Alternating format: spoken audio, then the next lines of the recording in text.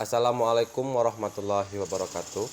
Perkenalkan, saya Iman dari kelas 12.3 akan mempresentasikan tentang anabolisme.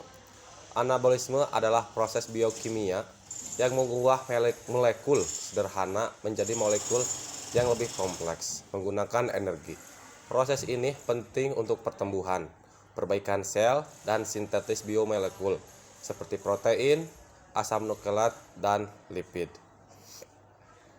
Contoh anabolisme termasuk sintesis glikogen dari glukosa dan pembentukan protein dari asam amino.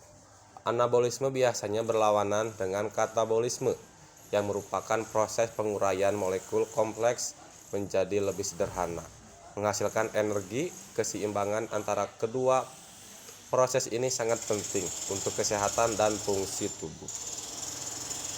Fotosintesis adalah proses di mana bakteri, tanaman alga, dan beberapa bakteri mengubah energi cahaya menjadi energi kimia dalam bentuk glukosa. Proses ini terjadi di kloroplas menggunakan dua bahan utama, yaitu karbon dioksida atau CO2 dari udara dan air HO2 dari tanah. Proses fotosintesis terdiri dari dua tahap utama. Yang pertama itu reaksi terang, terjadi di membran tilakoid kloroplas, di mana cahaya matahari diserap oleh klorofil, menghasilkan energi dalam bentuk ATP dan NADPH, serta melepaskan oksigen sebagai produk sampingan dari pemecahan air. Yang kedua, reaksi gelap, siklus Calvin, terjadi di stroma kloroplas, di mana ATP dan NADPH yang dihasilkan digunakan untuk mengubah CO2 menjadi glukosa melalui serangkaian reaksi kimia. Secara umum, persamaan fotosintesis dapat diringkas sebagai berikut. 6CO2 tambah 6H2O tambah cahaya menjadi C6H12O6 tambah 6O2. Fotosintesis sangat penting bagi ekosistem karena menyediakan oksigen dan merupakan dasar rantai makanan.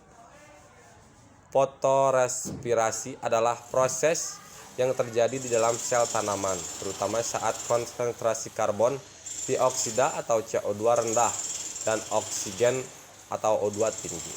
Proses ini dimulai ketika enzim rubis CO mengikat O2 alih-alih CO2, menghasilkan senyawa yang tidak efisien dan mengurangi efisiensi fotosintesis. Proses fotorespirasi melibatkan beberapa langkah. Yang pertama, pembentukan 2PG.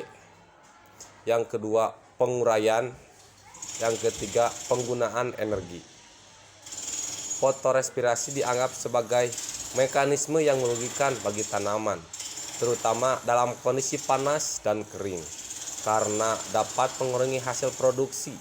Namun, beberapa tanaman seperti tanaman C4 dan CAM telah mengembangkan adaptasi untuk mengurangi dampak fotorespirasi.